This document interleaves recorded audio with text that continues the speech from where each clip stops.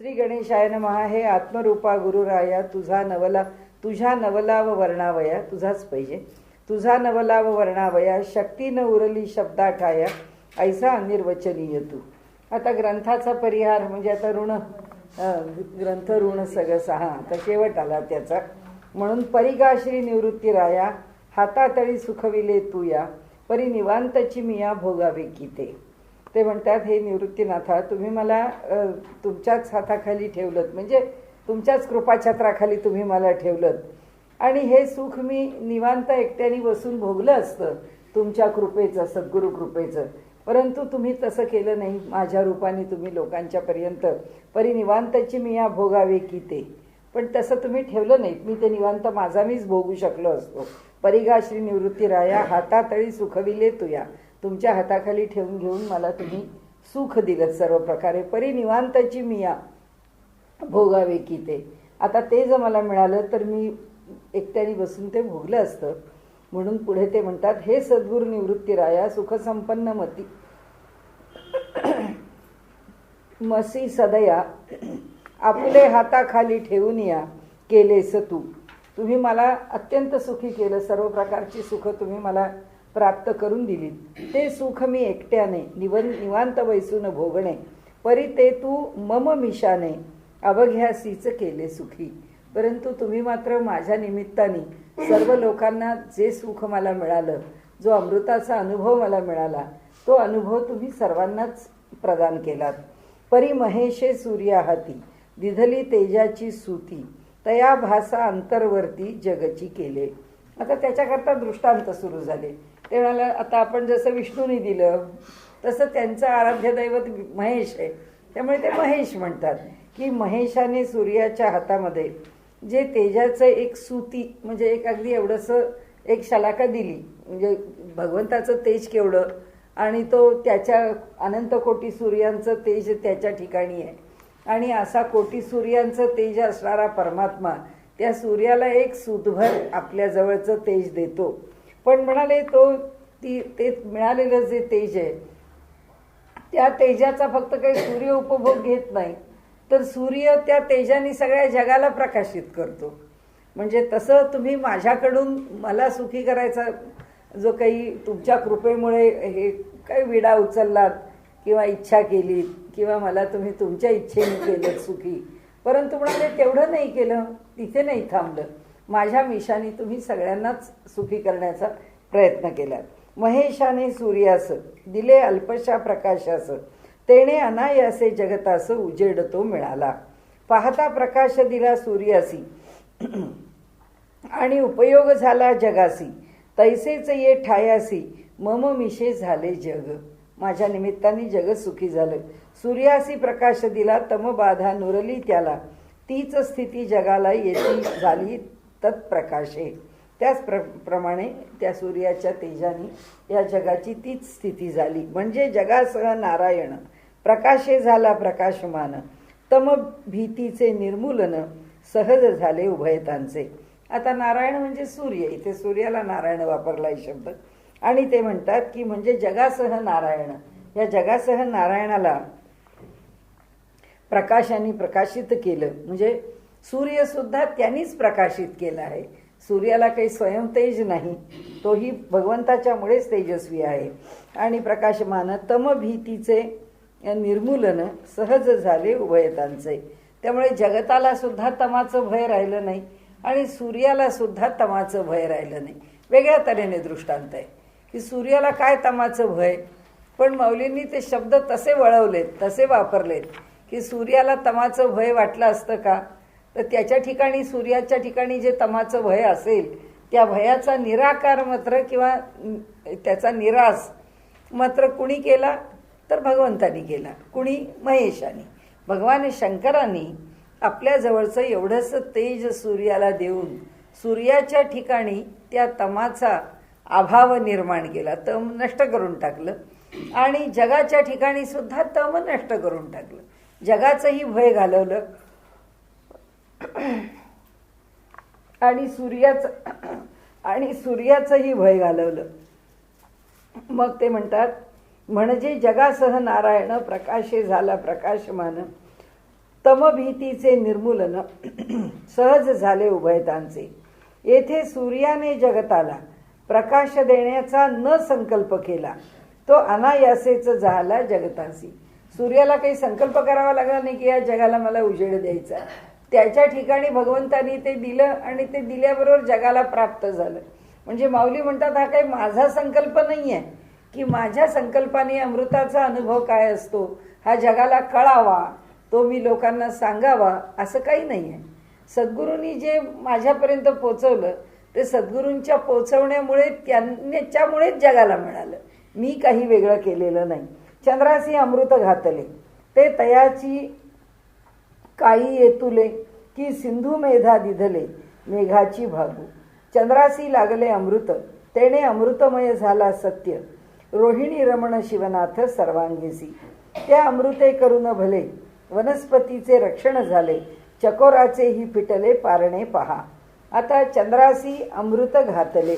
आता चंद्र याच्यातून निघालाय ना आपल्या समुद्रमंथनामधून.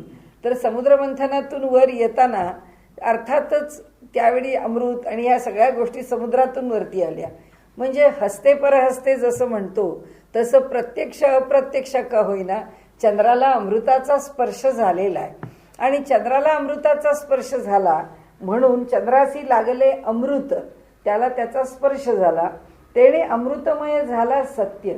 त्याच्यामुळे तो अमृत स्वरूप झाला. हे अगदी खरंच आहे म्हणाले.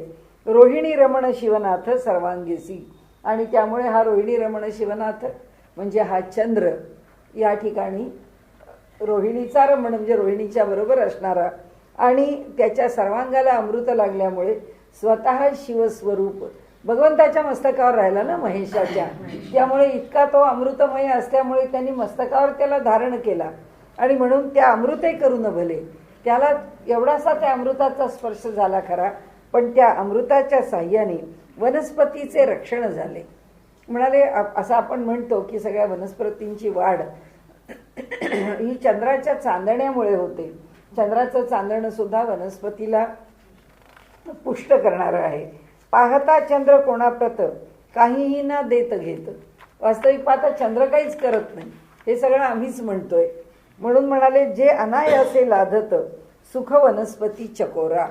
त्यामुळे चंद्राला काही करावं लागत नाही. सुख ते चकोर ज्या चंद्राच्या चांदण्याकरता आपल्या ठिकाणी फार आतुर आहे किंवा तो वाट पाहतो आहे सतत की केव्हा मला ते चांदणं माझ्या मुखात मिळेल, तर त्या चकोरालाही चांदणं मिळतं, त्या वनस्पतींनाही पुष्ट करतं. म्हणजे ते चांदणं दोघांनाही किंवा अनेकांना आपल्याला सुद्धा आल्हाद देतं, आपलंही जीवन अधिक समृद्ध करतं. पुष्कळ औषधी वनस्पती चंद्राच्या चांदण्यामध्ये आहेत आणि त्यामुळे या योगे अवघे जगत अनायासे झाले सुखी. वा समुद्राचे उदक भले मेघाप्रती लाधले ते मेघानी शिंचिले निज लिले भूमीवरी. तेवी स्वामी बोधे करून राहिलो निवांत होऊन ते माझे निवांतपण पडले जगाच्या उपयोगी. मला भगवंताची माझ्या गुरूंची कृपा झाली, त्या कृपेने मी निवांत झालो म्हणजे शांत झालो. कारण शेवटी काय आहे ह्या योगमार्गामध्ये स्थिती काय, त्या स्थितीचं वर्णन काय शब्दात, तर त्यांनी शांत ही आपण मागच्या प्रकरणात पण पाहिलंय की शांत ह्या स्थितीला त्यांनी खूप मान दिलेला आहे. की शेवटी शांत ही अवस्था खरी आहे, सगळ्या अवस्थांच्या पलीकडची अवस्था आहे. मग तिथे समाधान आहे का, तिथे तृप्ती आहे का, तिथे कैवल्य आहे, असे कोणतेच शब्द नाही. तिथे फक्त एक शांती, शेवटी फक्त एक शांतता शिल्लक राहते. त्या शांततेचा विचार बौद्धांनी केलाय, ज्याला त्यांनी निर्वाण म्हटलंय. ती निर्वाण सुद्धा शांतीच आहे आणि त्यामुळे एक शांतीचा विचार हा सर्वात शेवटचा आहे किंवा अनुभव हा सर्वात शेवटचा आहे असं दिसतं. आणि म्हणून ते म्हणतात की तेवी स्वामी बोधे करून राहिलो निवांत होऊन ते माझे निवांतपण पडले जगाच्या उपयोगी. मला जे स्वास्थ्य जी शांतता मिळाली तीच शांतता लोकांच्या उपयोगाला आली. आता ती लोकांच्या उपयोगाला कशी आली, ती शब्दबद्ध झाली म्हणूनच आली, नाहीतर काय आली नसती. पण ती शब्दबद्ध व्हावी ही सुद्धा आज्ञा कोणाची आहे, निवृत्तीनाथांचीच आहे. आपण आतापर्यंत 2दा-3दा म्हटलं त्याप्रमाणे की प्रसंगाप्रसंगाने काव्य निर्माण झालं. निवृत्तीनाथांच्या आज्ञेनी गीतेवरची टीका झाली. म्हणजे माऊलीने काय असं म्हटलं नाही की मला स्वतंत्र काय लिहायचं ते मी लिहू शकलो असतो, मी लिहिलं असतं, तुम्ही मला गीतेवरच टीका लिहायला का सांगितली. त्यांनी गीतेवर टीका लिहायला सांगितली, माऊलींनी टीका लिहिली. आता निवृत्तीनाथांनी सांगितलं की आता तू स्वतंत्र वाङ्मय निर्माण कर, आता तुला जे वाटतं ते लिही. आता मग तुला जे वाटतं ते काय लिही, ते काय स्वतःच्या मनाने लिहिणार नाही आहेत. मग तेव्हा निवृत्तीनाथांनी सांगितलं हा जो तुझा अनुभव आहे तो अनुभव शब्दबद्ध कर. आणि म्हणून हा अमृतानुभव झाला. सुरुवातीला आपण अगदी प्राथमिक ह्याच्यामध्ये पाहिलेला आहे. आणि म्हणून ते म्हणतात, आता पुढे दृष्टांत दिला. दिवा जो उजिवडू तो घराचाची सुरवाडू, गगनी आथी पवाडू जगाचा चिकी. म्हणाले आता पुन्हा तोच दृष्टांत आपण सरळ पुढे जाऊ. दीप प्रकाश निर्धारी दीपाची या पुरता जरी, परी तो वाढे पहा घरी घराची या मानाने. आता हा दिवा लागतो, ह्या दिव्याचा प्रकाश कुठपर्यंत, त्याचा त्याच्यापुरता जेवढा पेटवला आहे. वात जर जाड करून घातली तर ती चांगला भरपूर दिवा किंवा उजेड असा त्या ठिकाणी त्या दिव्याचा दिसेल. तोच दिवा कमी पातळ वात आहे, अगदी बारीक वात आहे आणि तो दिवा पेटवला आहे तर त्याचा उजेड त्या मानाने कमी पडेल.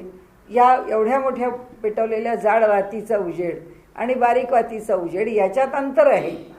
पण ते म्हणतात की ते त्या दिव्यापुरतंच आहे. त्या दिव्यात कशी वात घातली, त्या दिव्यात किती तेल घातलं, त्याच्यावर त्या दिव्याचा उजेड अवलंबून आहे. आणि म्हणून ते म्हणतात की जो काही त्या ठिकाणी उजेड पडायचा आहे किंवा उजेड आहे तो त्या दिव्याचा विषय आहे. पण तो त्या दिव्याचा राहतो का, हा जर त्या दिव्याचा विषय असता तर आपण एवढं इलेक्ट्रिक फिटिंग करून एवढे दिवे लावून घेतलेच नसते. कारण त्या दिव्यानी जर आम्हाला प्रकाश दिला नसता तर आम्ही ते दिवे कशाला लावले असते. त्याचा जर त्याच्यापुरताच प्रकाश राहिला असता तर जसं आपण म्हणतो की दुसऱ्या माणसांनी पुष्कळ वर्णन करून सांगितलं की अहो इतका पदार्थ सुंदर आहे, अहो ते भोजन इतकं चांगलं आहे, अहो ते पदार्थ मलाही ते उत्तम प्रकारे बनवता येतात, असं सगळं सांगितलं तर आपण तर तुम्ही वर्णन किती करता. ही बोलाचीच कडी बोलाचाच भात, जेवणीया तृप्त कोण झाला. म्हणाले जर तुम्हाला एवढं सगळं सांगायचं आम्हाला एकदा करा आणि खायला घाला, आम्हाला बोलवा, आम्हाला जेवायला द्या. तसं आहे की हा जो दिवा असता आणि त्यांनी जर पुष्कळ वर्णन केलं असतं की माझा उजेड म्हणजे किती, तो उजेड कसा आहे, त्याचा मला किती लाभ होतो, अंधारात कसा मी अंधाराला दूर करतो वगैरे, आपण आम्हाला काय कळणार. तो जर आम्हाला उजेड देत नसेल तर आम्हाला तो कळणारच नाहीये. म्हणजे जसा दुसरा भोजन करतो आणि तो तृप्त होतो त्यांनी काही आम्ही तृप्त होत नाही. तृप्त व्हायला आम्हाला आमचं भोजन करावं लागतं. तसं तो दिवा जो आहे त्याच्या ठिकाणी प्रकाश आहे आणि तो प्रकाश जर तो दुसऱ्याला देत नसता तर त्याच्या त्या प्रकाशाने आम्हाला काय त्याचा लाभ झाला असता, काही झाला नसता. पण तो दुसऱ्याला उजेड देतो आहे म्हणून तो ज्या घरात ठेवलाय त्या घरात हे सगळे बंद केले दिवे आणि एकच दिवा चालू ठेवला तरी स्वतः त्याचा उजेड सगळ्या घरभर पसरणारच आहे. 50 दिवे लावले त्या 50ही दिव्यांचा उजेड पसरेल आणि तो एकत्र होईल. आणि म्हणून ते म्हणतात की दिवा जो उजिवडू त्याचा जो प्रकाश आहे तो घराचाची सुरवाडू, ज्या घरात ठेवलाय त्या घराला त्या दिव्याचं सुख तो देणारच आहे. तसंच ते म्हणतात की गगनी आथी पवाडू जगाचा चिकी, वा गगनाचा अवकाश भोगीत ताये जगतास, गगने न केले संकल्पास की हे देऊ जगासी. किंवा जी अवकाशाची पोकळी आहे ज्याला आपण गगन म्हणतो किंवा आकाश म्हणतो, ते जे आकाश आहे ते काही आम्हाला काही देण्याकरता म्हणून आकाश होऊन राहिलेलं नाही. ती अवकाशाची पोकळी जी आहे ती आम्हाला काही द्यायचं म्हणून राहिली नाही. पण भोगीत आहे जगतास, गगने न केले संकल्पास की हे देऊ जगतासी. त्या गगनाने काही संकल्प केलेला नाही, आकाशाने काही संकल्प केला नाही की ह्यांना एक आकाश नावाचं वरती मी छत घालून देणार आहे आणि त्या आकाशामध्ये मध्ये ढग फिरणार आहेत, त्याचा रंग मग निळसर दिसणार आहे. ती पोकळी आहे बस. तो म्हणतो मी पोकळी रूपाने गगन आहे, तर मी तिथे पोकळी रूपाने आहे. ते जगाला उपयोगाला यावं म्हणून नाही आहे, माझं अस्तित्व असं आहे म्हणून मी आहे. पण कुठल्याही संकल्पाशिवाय त्याचं असणंच जगाला उपयुक्त होतं. म्हणजे खरं सांगायचं तर हे आता खूप छान दासगणू महाराजांनी लिहिलं आहे. याचा अर्थ एकच आहे, आपण जे म्हणतो तसं की सत्पुरुष आहे तो त्या स्थानावरती आहे किंवा तो जगामध्ये आहे, त्याचं अस्तित्वच जगाचं कल्याण करणार आहे. त्यांनी काही करायला पाहिजे, कुणाशी तरी येऊन बोलायला पाहिजे. ते हिमालयामध्ये राहतात, ते कुठे तपोवनला राहतात, ते कुठे तप करत बसलेले आहेत. जगात ते कोणाला माहिती नाही आहेत. ते माहिती आहेत का नाही ह्यानी काही फरक पडत नाही. त्यांचं अस्तित्व आहे, हे अस्तित्वच जगाला कल्याणकारी आहे.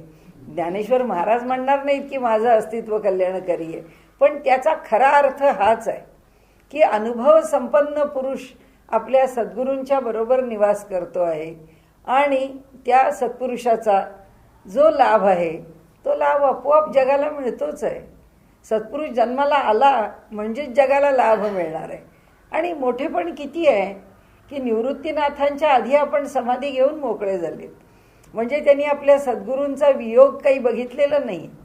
देह धारण केलेल्या स्थितीमध्ये सुद्धा पुन्हा हा देह मिळतो कुठे, पुन्हा हा देह असतो कुठे. असा जो देह आज आपल्याला प्राप्त आहे, हा देह आता इतक्या कोट्यावधी वर्षांच्या या जगाच्या उलाढालीमध्ये आपण ज्या नावाने जन्माला आलो आणि जो व्यवहार करत या जगामध्ये जगतो आहोत, हे असं जीवन पूर्वी मिळालेलं नव्हतं आणि हे असं जीवन पुन्हाही मिळणार नाहीये. हा देह या तऱ्हेने हातामध्ये प्राप्त होणं महादुर्मिळ गोष्ट आहे. आता ती दुर्मिळ गोष्ट शिष्यरूपाने ज्ञानदेवांना या अवतारामध्ये, संतांनी अवतारच घेतलेले आहेत, या स्थितीमध्ये संतांच्या येण्यामध्ये त्यांना लाभलेला आहे. सद्गुरू लाभलेले आहेत.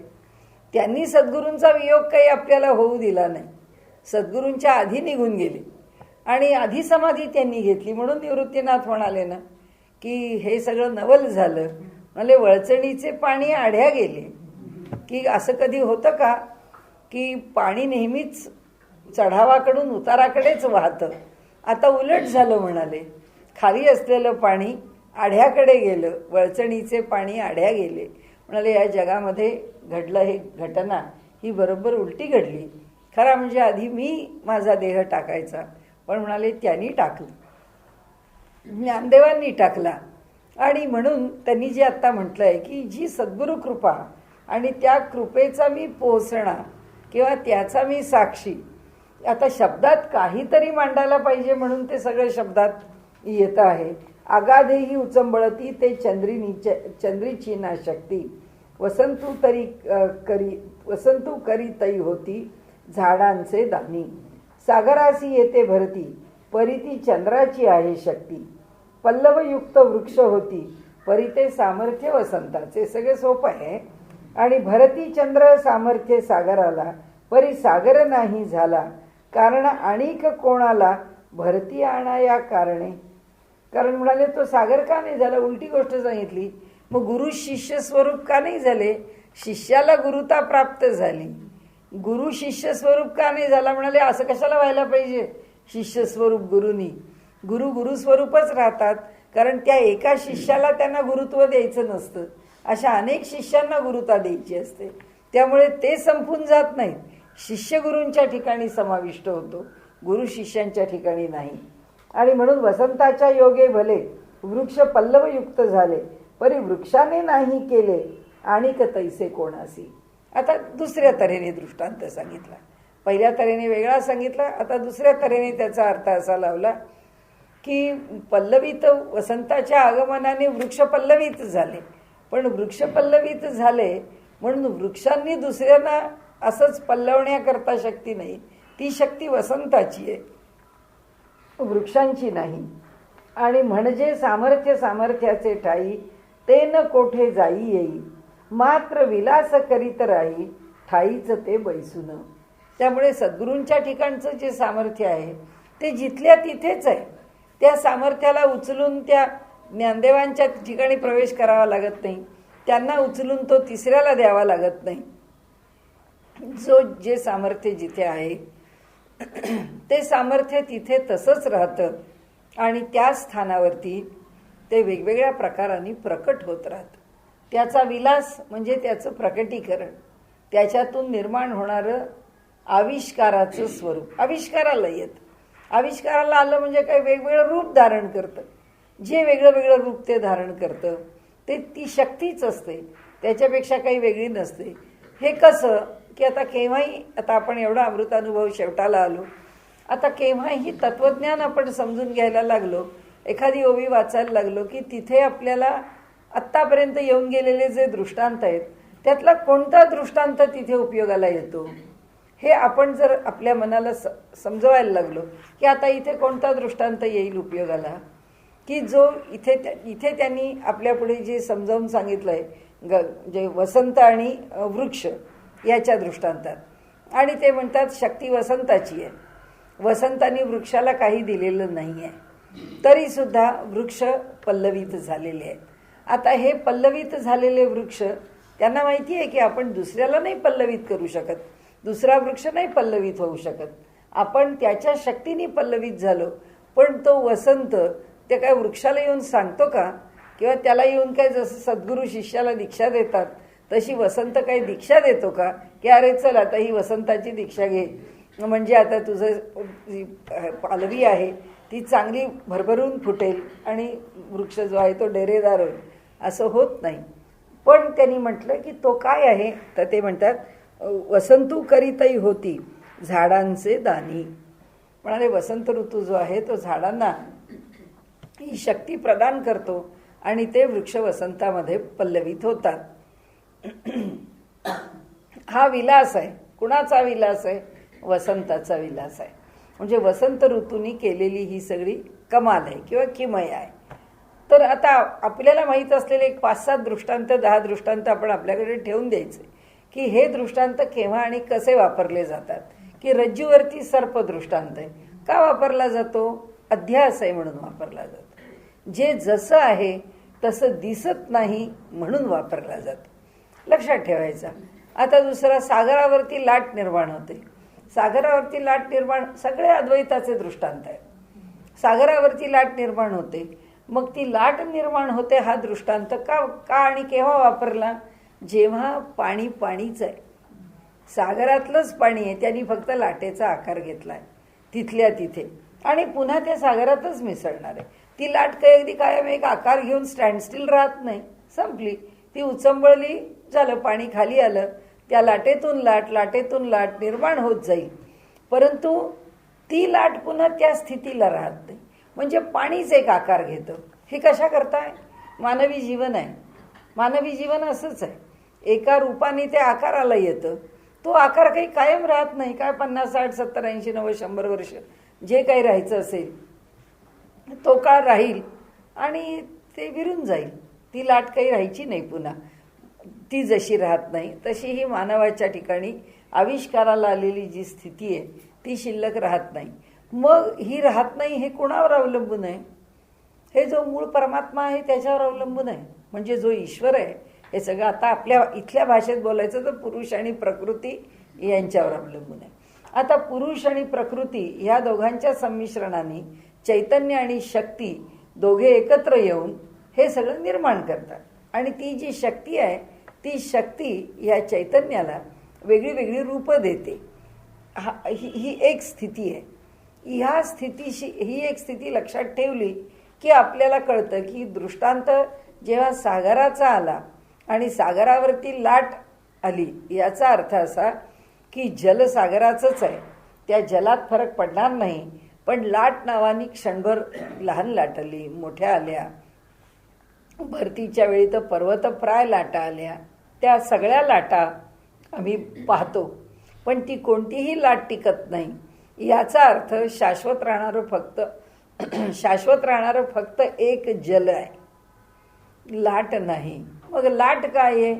त्या शक्तीने केलेला विलास आहे. म्हणजे त्या शक्तीचा सगळा हा खेळ आहे. आणि म्हणून आपल्याकडे प्रकृती ही खेळ करते असं म्हणतात. आणि म्हणून त्या देवीची उपासना करताना त्या देवीचा खेळ आहे, त्या देवीचा खेळ खेळतो.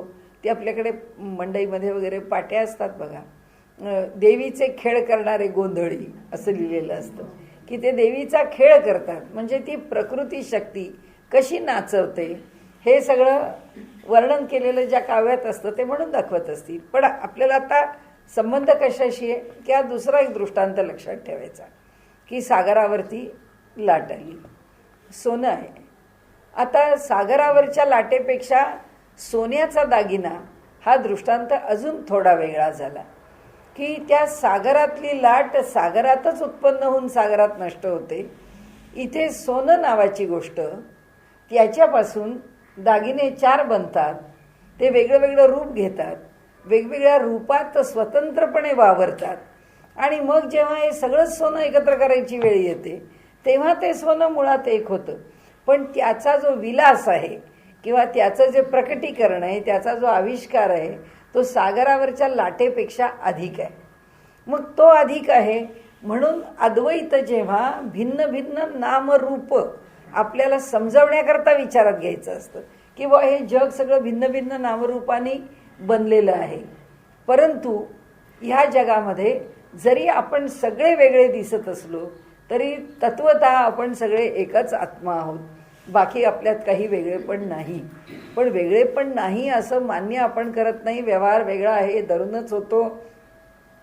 त्यानंतर ते वेगळेपण दीर्घकालपर्यंत टिकतं. आणि आपण सगळे ज्या क्षणी त्या अद्वैत भावाला जाऊ त्याच क्षणी त्या चैतन्याशी एकरूप होऊ, तोपर्यंत ते वेगळेपण तसंच राहणार आहे. त्याच्याकरता सुवर्ण आणि अलंकार, सुवर्णाचे अलंकार एकेका घरामध्ये हजारो वर्ष आहेत, पिढी न पिढी त्या अलंकार आहेत. निरनिराळ्या ठिकाणी आपण पाहतो, निरनिराळ्या म्युझियम्समध्ये म्हणजे संग्रहालयांमध्ये ते दागिने ठेवलेले आहेत. त्याचं आयुष्य किती, ते किती काळापासून आहेत, ते कुणाच्या ठिकाणचे आहेत, किती हजारो. आता अगदी मोहनजोदडो हरप्पा संस्कृतीमधले सुद्धा दागिने मिळाले. सोन्यापासून बाजूला झालेला घडलेला दागिना म्हणजे चैतन्यापासून अलग झालेलं हे जीव चैतन्य जेव्हा अद्वैत भावाने त्या मूळ परमात्म्याशी एकरूप होईल तोपर्यंत ते वेगळंच फिरतं आहे. म्हणजे सोन्यापासून घडवलेला अलंकार आहे, तो मोडून सोन्यात जोपर्यंत एकत्र करून त्याची लगड बनवत नाही तोपर्यंत तो अलंकारच आहे. म्हणजे हे असे प्रत्येक दृष्टांत आहेत. मी आपल्याला सांगितलं असेल की एक सिद्धांत लेश संग्रह नावाचं अप्पय्या दीक्षितांचं पुस्तक आहे. त्याच्यामध्ये त्यांनी 165 सिद्धांत दिलेले आहेत. एकापासून एक सिद्धांत वेगळा. जसा आता तिमिर दोष आहे, अद्वैताकरता सिद्धांत आहे की आपल्याला दृष्टीतला दोष आहे, त्या दोषामुळे आपल्याला वस्तू वेगळी वेगळी दिसायला लागते. काल परवाच कोणीतरी सांगितलं की म्हणाले माझ्या ओळखीच्या आहेत माझ्या त्या नागपूरच्या, त्यांचा काल फोन आला. त्या म्हणाले मला मध्ये फार अडचण आली आणि म्हणाले माझ्या आधी लक्षात आलं नाही, मला वाटलं की डोळ्यामध्ये मोतीबिंदूच होतो आहे, पण म्हणाल्या मला एका वस्तूच्या 2 वस्तू दिसायच्या. आणि म्हणाल्या त्या ज्या 2 वस्तू आहेत त्या इतक्या एकमेकांच्यापासून लांब दिसायच्या की मी देवाची पूजा करायला बसले तर देव बाजूला मी इकडंच पाणी घालायची, कारण तो इथं दुसरा देव दिसायचा. इथे तो मूळ त्यातला खरा देव कोणता आणि खोटा देव कोणता दिसतोय त्यातला काही कळत नाही. मग त्या सांगत होत्या मी ते सगळं बंद केलं. मला जेव्हा पायरी उतरायची तर मला एकटीला उतरकून कोणती पायरी खरी दिसते ती पायरी कळत नाही आहे की आता हे डोळ्याला कोणती पायरी दिसते. हा तिमिर दोष आहे. शंकराचार्यांनी म्हटलंय की जेव्हा एक वस्तू आहे ती जेव्हा 2 ठिकाणी दिसते हा तिमिर दोष आहे. पण आता म्हणजे हे जे डोळ्यापुढचं उदाहरण आहे म्हणून तुम्हाला सांगते. आणि त्या म्हणाले मला कळलं नाही असं का होतं. आणि नंतर त्यांच्या लक्षात आलं इथे कपाळावरती असं एक चांगलं क्लॉट आल्यासारखा इथे गुठळी अशी इथे निर्माण झालेली हाताला लागायला लागली. म्हणून त्या डॉक्टरांकडे गेले. त्यांना म्हणाले डॉक्टर हे काय डोळ्याचं हे असं होतं हे पण असं आहे. तर डॉक्टरांनी सांगितलं हो तो ब्लड क्लॉट होऊन तिथे राहिलेला आहे, तर त्यामुळे म्हणाले तुमच्या डोळ्यांवरती परिणाम करून तो गेलेला आहे. मग त्यांनी त्या क्लॉटवरती त्यांना औषध दिलं, तो क्लॉट पूर्ण गेला आणि तो डोळ्यातला तिमिर दोष पण गेला. शंकराचार्य हाच दृष्टांत देतात. ते काय म्हणतात आम्ही चंद्राकडे पाहिलं आम्हाला एका चंद्राच्या ऐवजी 2 चंद्र दिसतात. का दिसतात? कारण दृष्टीमध्ये दोष आहे म्हणून. मग आता अद्वैतामध्ये हा दृष्टांत का दिला? जोपर्यंत आमच्या मागे उपाधी आहे जीव नावाची किंवा मायेची उपाधी आहे तोपर्यंत आम्हाला यथार्थ दर्शन होत नाही. म्हणजे आमच्या ठिकाणी तिमिर दोष आहे. मग आमच्या ठिकाणी तिमिर दोष आहे म्हणून आम्हाला जे जसं आहे तसं दिसत नाही, जे जिथे आहे तिथे दिसत नाही. ज्या क्षणी हा डोळ्यातला दोष निघून जाईल त्या क्षणी ह्या द्रष्ट्याला, ह्याला द्रष्टा म्हटलंय, हा जो जीव आहे ना याला द्रष्टा का म्हणतो? हा पाहणारा आहे. हा पाहणारा का म्हणायचं? त्याचं कारण असं की त्याच्या पाहण्यानी म्हणजे त्याच्या जाणीवेनी आपल्याला तो विषय एकदा काहीतरी घेऊ आपण, तो घेण्यासारखा आहे. आपल्या योगामध्ये आत्ता चालू आहे तर द्रष्टू दृश्योहो संयोगो हेय हेतू असं ते सूत्र आहे. फार सुंदर विषय मांडलेला आहे की त्या द्रष्ट्याचं द्रष्टेपण कशामध्ये आहे. तर त्यांनी त्यांना म्हटले की अरे हा बघणारा आहे, या बघणाऱ्याच्या ठिकाणी या दृष्टीत दोन बाजूनी गोष्टी पोचलेल्या असतात आणि त्या जीवाच्या बाजूनी एक पोचतात आणि प्रकृतीच्या बाजूनी म्हणजे चित्ताच्या बाजूनी एक पोचतात आणि त्या दोघांच्या संयोग, या दोघांचा जो संयोग आहे हे हेतू तोच टाकण्याला कारण आहे असं ते सूत्र आहे. तर सांगण्याचा हेतू असा की हा दृष्टीदोष म्हणजे शंकराचार्य अद्वैतामध्ये तो दृष्टांत का देतात? ते म्हणतात हा तिमिर दोष आहे. हा डोळ्यातला दोष गेला की तुम्हाला स्वच्छ जसं दिसायला लागेल तसंच या जगाच्या मागे जी आमच्या मागे उपाधी आहे, ज्या मायेत आम्ही अडकलोय, ज्याच्यामुळे आम्ही जीवभावाला आलेलो आहे, त्याच्यापासून आम्ही दूर गेलो, आम्हाला जर यथार्थ ज्ञान झालं तर आम्ही या जगाकडे पाहण्याची आमची दृष्टी बदलून टाकू. म्हणून इथे हे जे दृष्टांत वेगळे जे बारकाव्याने देतात ना, ते एक भूमिका दूर करण्याकरता म्हणजे मेथड ऑफ एलिमिनेशन आपण म्हणतो ना, की एक बाजूला करून टाकायचं. आपल्या मनामधल्या निर्माण होणाऱ्या निरनिराळ्या शंकांना आपण उत्तरं देऊन ती शंका बाजूला गेली, पण अजून एक शिल्लक राहिली. आता आपण म्हटलं तसं की सागरावरची लाट झाली पण सोन्याचा दागिना घडवलाय त्याचं काय? आता सोन्याचा दागिना घडून राहिला पण त्या घडलेल्या जीवाच्या ठिकाणी तिमिर दोष निर्माण झाला आहे, त्याचं काय? हे एक दोष जे आहेत ते कसे दूर होत जातात, त्याच्याकरता आत्ता कोणत्या दोषावर प्रकाश टाकायचा आहे तो दृष्टांत घ्यायचा. म्हणून आपण नेहमी दृष्टांत आला की हा दृष्टांत कशा करता बरं असेल ह्याचा साधारण विचार करावा. म्हणजे आपल्याला त्या तत्वज्ञानाची आणखी एक मजा कळायला लागते की हे कसे चाललेत पुढे, हे कसं विषयाचं विवेचन करतात, असं का करताहेत. तर ते म्हणतात इथे की म्हणजे इथे वा गगनाचा अवकाश भोगीत असे जगतास, बरोबर आहे ना, गगने न केले संकल्पास की हे देऊ जगा, नाही वसंताचं चाललंय नाही का. म्हणजे सामर्थ्याचे ठाई ते न कोठे जाई येई मात्र विलास करीत राही ठाईच ते बैसून. म्हणजे जी शक्ती आहे, आता सामर्थ्य म्हटलं की लगेच अर्थ लावायला आपण सुरुवात करायची कोणत्याही ओवीचा. आता आपण जेव्हा इतका अवघड विषय पुढे नेलाय तेव्हा आपल्याला कोणत्याही ओवीचा अर्थ लावायला अडचण नाही येणार. सामर्थ्य शब्द वापरला, सामर्थ्य शब्द कोणाकरता वापरतो? प्रकृती करता. कारण का? तर प्रकृती ही शक्ती आहे, मग ती कुणाच्या अधीन आहे? ती पुरुषाच्या अधीन आहे. मग आता हे सामर्थ्याचा खेळ आहे असं जर म्हटलं की सामर्थ्याच्या अधीन आहे म्हणजे आता हायलाईट कुणाला केलंय? प्रकृतीला का पुरुषाला? असं बघत चाललो की आपल्याला ती ओवी कळत जाते. जसे आपल्याला ती ओवी कळत जाते तसं आपल्याला तत्वज्ञान कळत जातं. म्हणजे प्रत्येक ग्रंथाचं तत्वज्ञान आपल्याला शिकून घ्यावं लागत नाही. त्या प्रत्येक ग्रंथाच्या तत्वज्ञानामध्ये प्रवेश करायचा आपण प्रयत्न करू शकतो. अडेल असं काही नाही आहे की आपल्याला अडणारच नाही आहे. पण इथे त्यांनी असं म्हटलंय की म्हणजे स्वरूप नाही ते सामर्थ्याचे ठाई ते न कोठे जाई येई. म्हणजे पुन्हा काय झालं? प्रकृती ही बॅक टू स्क्वेअर वन आहे की ती कुठेही जात नाही, कुठेही येत नाही. मग ह्याच्याकरता आम्ही लौकिक दृष्टांत काय सांगतो? कॉन्झर्वेशन ऑफ एनर्जी, शक्तीची अक्षय्यता. शक्ती कधीच नष्ट होत नाही. मग शक्ती कधीच नष्ट होत नाही याचा अर्थ काय? आम्ही एवढं कर्म करतो, त्या कर्माकरता शक्ती वापरतो आणि ते कर्म आमच्याकडनं करून होतं. म्हणजे शक्ती कशात रूपांतरित झाली? कर्मात रूपांतरित झाली. मग आपल्याला माहिती आहे जी शक्ती कर्मात रूपांतरित झाली आहे त्या कर्माचा पुढे परिणाम काय आहे? कर्माचं फळ आहे. म्हणजे ती शक्ती त्या फळात रूपांतरित झाली. तिथे थांबली का ती? कारण चक्र पूर्ण झालं पाहिजे. मग ती तिथे थांबली नाही. मग ती कशात रूपांतरित झाली? ती संस्कारात रूपांतरित झाली. मग संस्कारात ती थांबली का? नाही थांबली. ती संस्कारातून वासनेमध्ये रूपांतरित झाली. वासनेत थांबली का? नाही थांबली. तिने वासनेतून पुन्हा कर्माला प्रेरणा दिली. मग पुन्हा कर्माचं फळ, कर्माच्या फळातून संस्कार, संस्कारातून वासना, पुन्हा वासनेतून कर्माला प्रेरणा. मग आता कोणी म्हटलं की हे जे जग आहे हा कर्मलोक आहे, की आपल्याला हे सगळं आठवतं की ह्याला कर्मलोक का म्हटला बरं या जगाला, याच्याकरता त्याला कर्मलोक म्हटला. मग आम्ही कर्माचा सिद्धांत का बरं मानला? आम्ही उगीच गबाळेपणाने नाही मानला किंवा धागालाल नाही मानला की अरे ते आपल्या लहानपणी सांगायचे तसे मीठ खाली जमिनीवर पडलं तर तो हाताने मीठ नाही सांडायचं बरं का.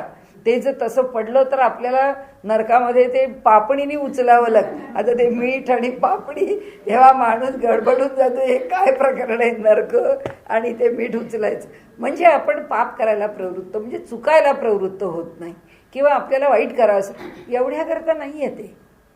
हा जो सिद्धांत आहे आपल्याकरता फार सोप्या पद्धतीने आणून ठेवलाय की वाईट करू नका, बरं करा.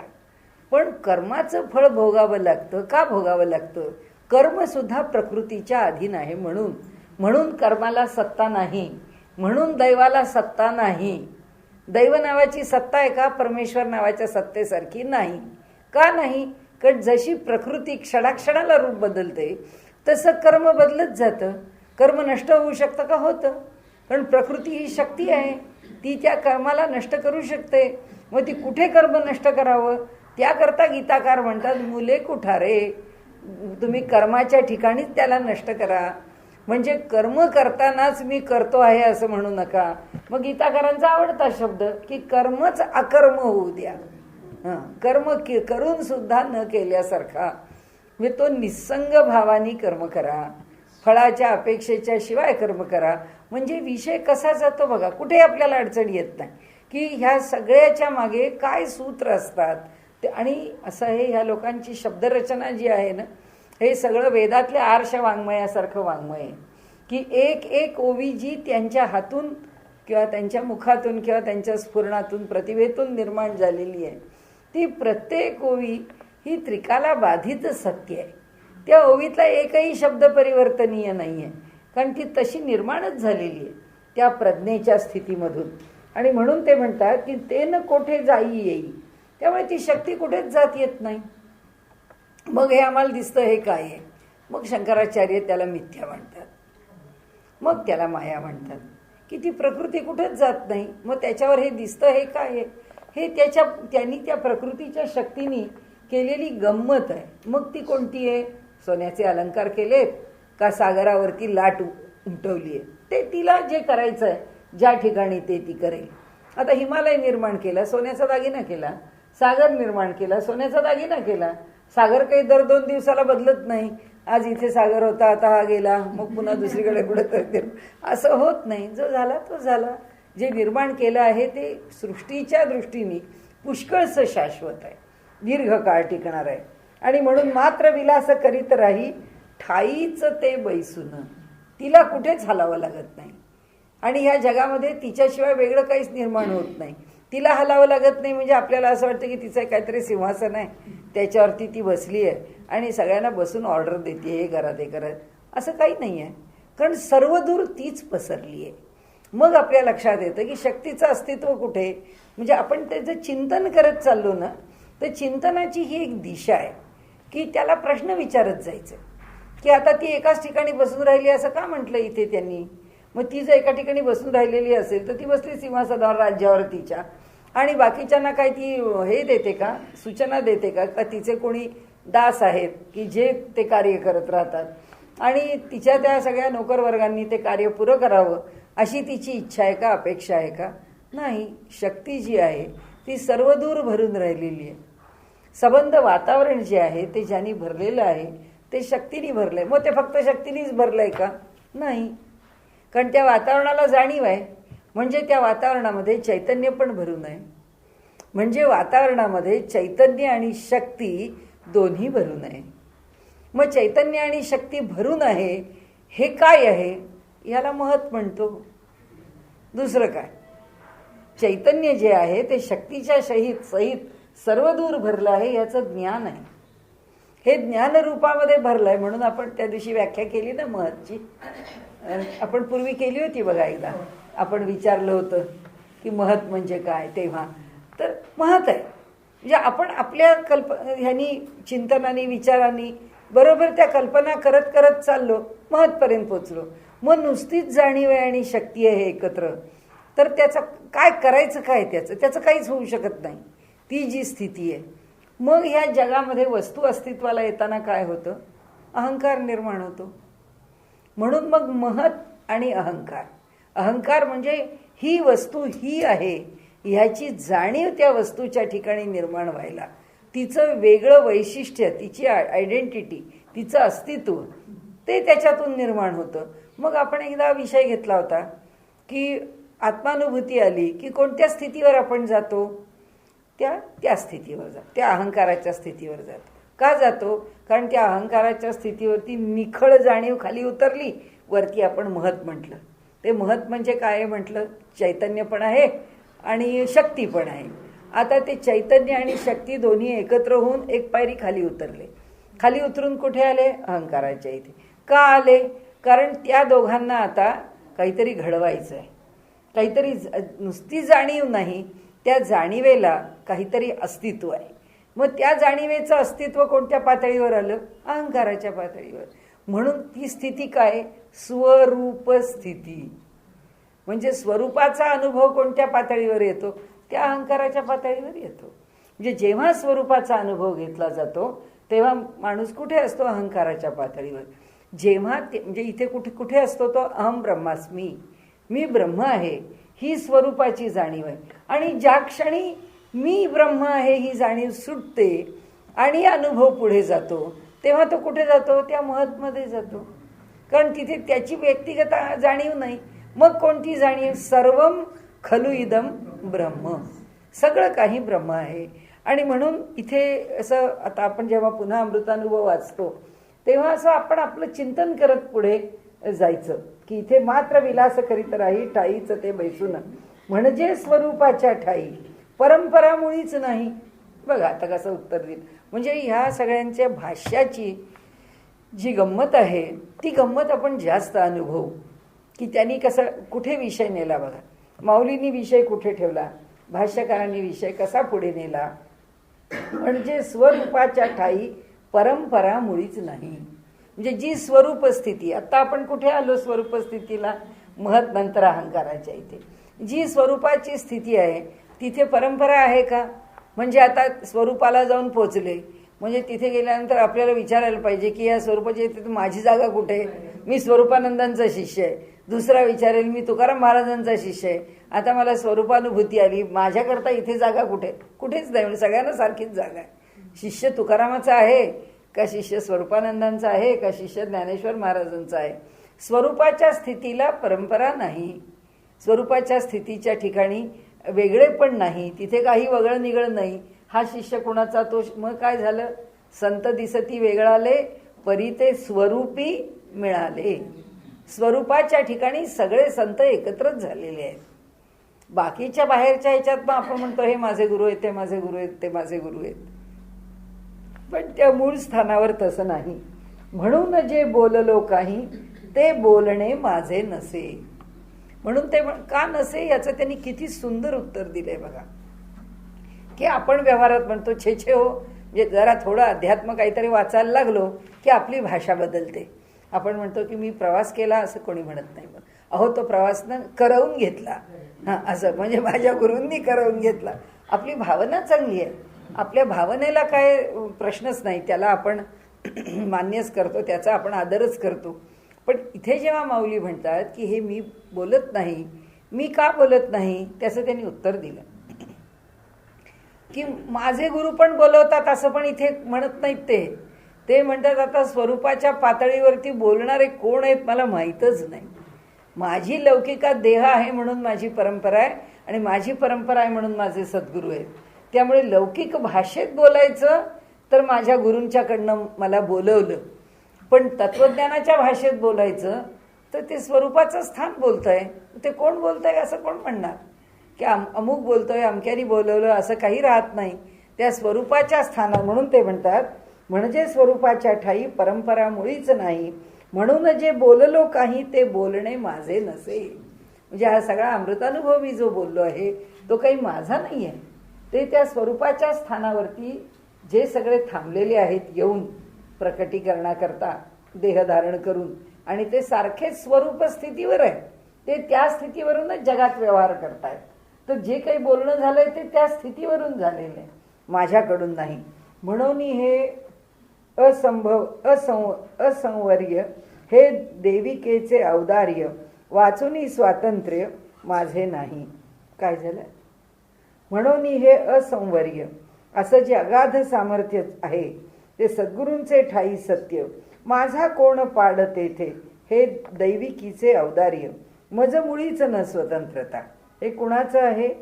हे सामर्थ्य सद्गुरूंचं आहे. म्हणून जे काही बोलणे झाले ते सामर्थ्य स्वामींचे भले, ते विलास रूपे उदेले मात्र बुध हो. म्हणून म्हटलं लौकिकामध्ये आता काय केलं? लौकिकात माझे सद्गुरू म्हणून सांगितलं. ते आहे कुठे? त्या स्वरूपाच्या ठिकाणी. म्हणून माझ्या मुखातनं वदलंच नाहीये, माझ्या सद्गुरूंच्या मुखातून आलं. मग आता सद्गुरूंच्या मुखातून आलं म्हणजे सद्गुरू काहीतरी खटपट करायला बसले की काय? की काव्य प्रतिभा, मग ते ज्ञान, मग त्याचे संदर्भ. तर ते सांगतात ते सामर्थ्य स्वामींचे भले, ते विलास रूपे उदेले. ते कसं उत्पन्न झालंय? ते सहज उत्पन्न झालंय. म्हणजे आपल्याकडे पुन्हा त्यांनी ब्रह्मसूत्रामधला आपण जो नेहमी म्हटलंय तो ते जे सूत्र आहे की लोकवत्तु लीला कैवल्यम, की ही जी स्थिती आहे लोकवत्तु लीला कैवल्यम म्हणजे भगवंतानी हे जग जे निर्माण केलेलं आहे ती त्याची लीला आहे. माऊलींनी त्याला विलास शब्द वापरलाय.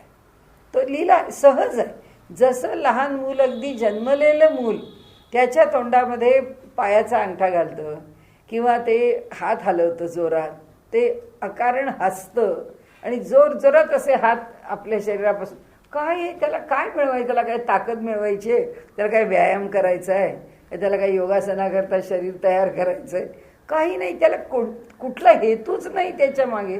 ते मूल इतक्या सहज हातपाय जोरात जोरात आपल्या शरीरापासून लांब लांब फेकत असतं.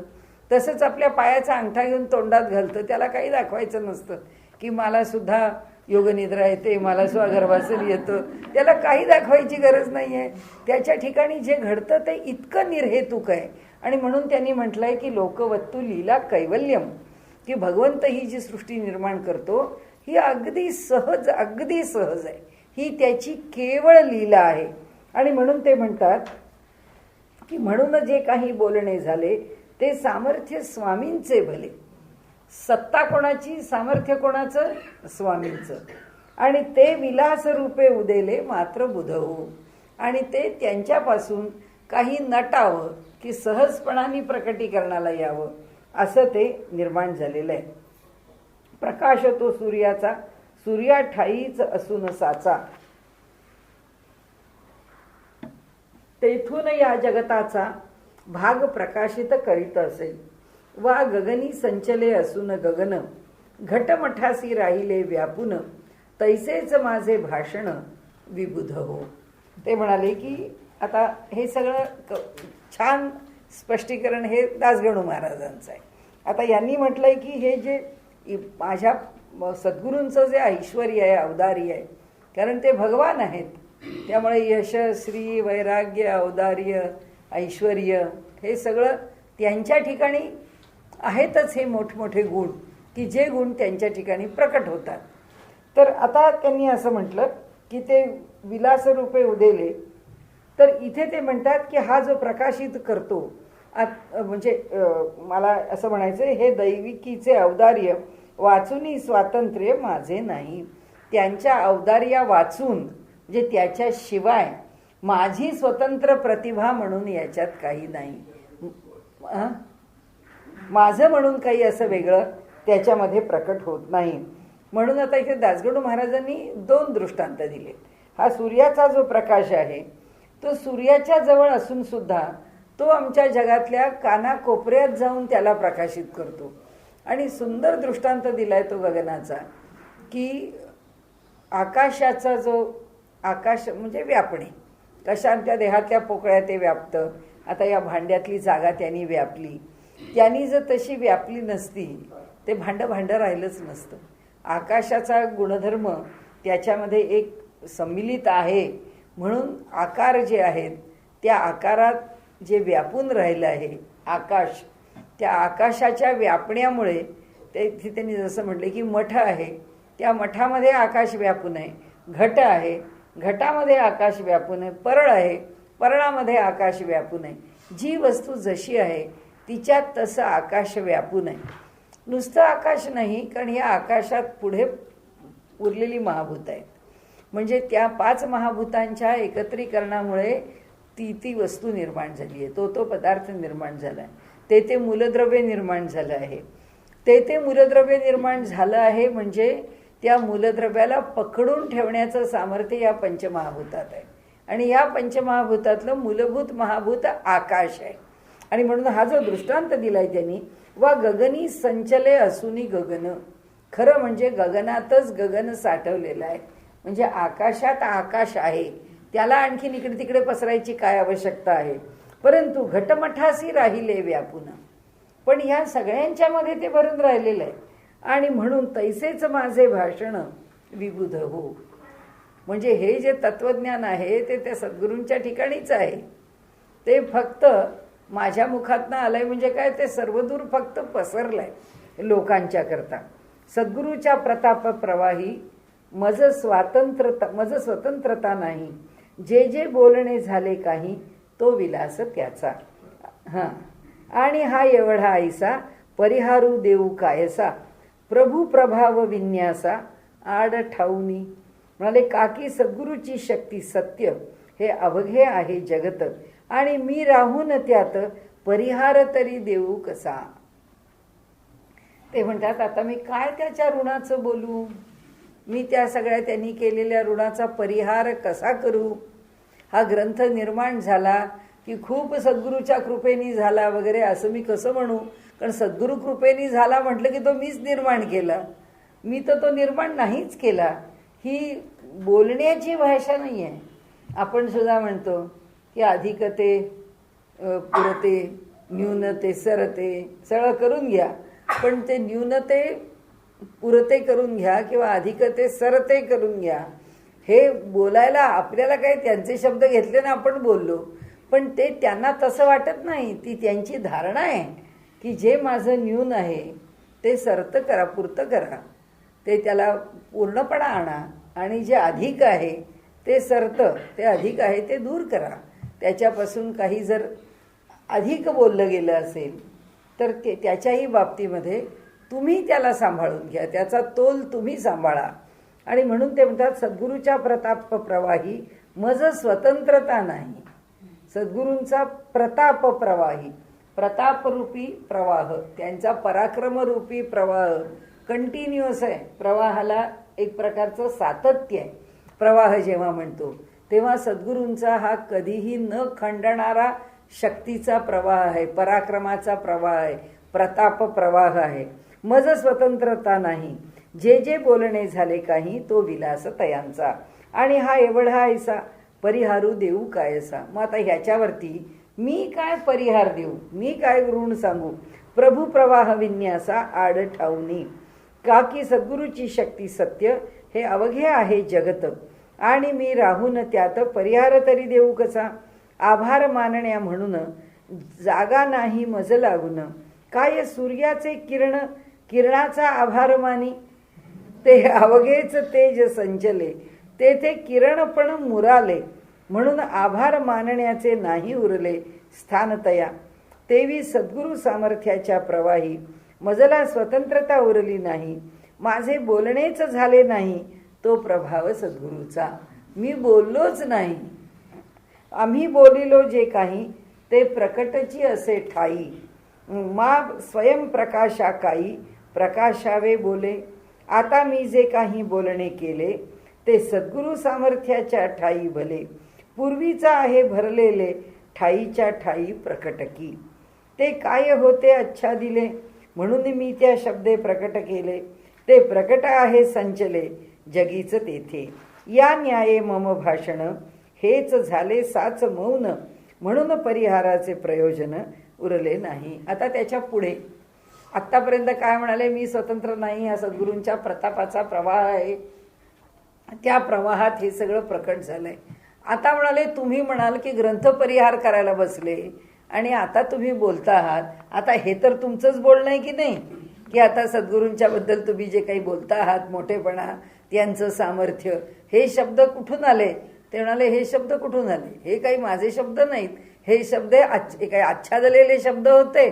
ते म्हणतात त्याच्यावर काय आच्छादन घातलेलं होतं, हे सगळे उघड शब्दच होते, मी त्याच्यावर काहीच केलं नाही. म्हणून ते म्हणतात आता मी जे काही बोलणे केले, म्हणजे हे जे काही बोलणं झालंय ते सद्गुरू सामर्थ्याच्या ठाई भले, ते सद्गुरूंच्या सामर्थ्याच्या ठिकाणीच घडलेलं आहे.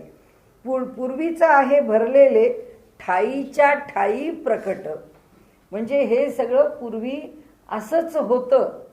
जे अमृतानुभव नावाने ज्ञानेश्वरांनी अमृतानुभव रचला, हे जे आम्ही आता बोलतो आहोत, हे बोलण्याचा विषय नाहीच आहे म्हणाले. हा मी रचला असं म्हणायचा विषयच नाही, कारण हे असंच्या असंच तिथे होतं. सद्गुरूंच्या रूपाच्या ठिकाणी जे रूप आहे तिथं ठाईच्या ठाई जिथे आहे तिथेच ते प्रकट होतं. त्याच्याकरता त्यांना धावपळ करावी लागलेली नाही की अमृतानुभव लिहिण्याकरता आता ज्ञानेश्वरांना रेफरन्स बुक्स कोणती देऊ, काही भानगड नाही. म्हणाले त्यांना इथे ठाईच्या ठाई प्रकट की. ते काय होते अच्छा दिले, हा प्रश्न आता भाष्यकार विचारतात आपल्याला. ते काय झाकून ठेवलेलं होतं? नाही म्हणाले. म्हणून मी त्या शब्दे प्रकट केले. ते झाकलेलं नव्हतंच, ते मला उघडच दिसत होतं. म्हणून फक्त शब्द वापरणारा कोण आहे? म्हणून एका ठिकाणी ज्ञानेश्वर माऊलींनी स्वतःला शब्दवाही असं म्हणणं आहे, की मी शब्दांचं वहन करणार आहे, बाकी काही नाही. ते तसंच आहे तिथे, ते जसं आहे तसंच मी लिहिलंय, मी फक्त शब्दाचं वहन करतो. म्हणून मी त्या शब्दे प्रकट केले. ते प्रकट आहे संचले जगीचं तेथे. आता जे मी प्रकट केलं, जे त्यांचं पाहिलं ते मी शब्दात प्रकट केलं. जे मी शब्दात प्रकट केलं ते जगात साठून राहिलं.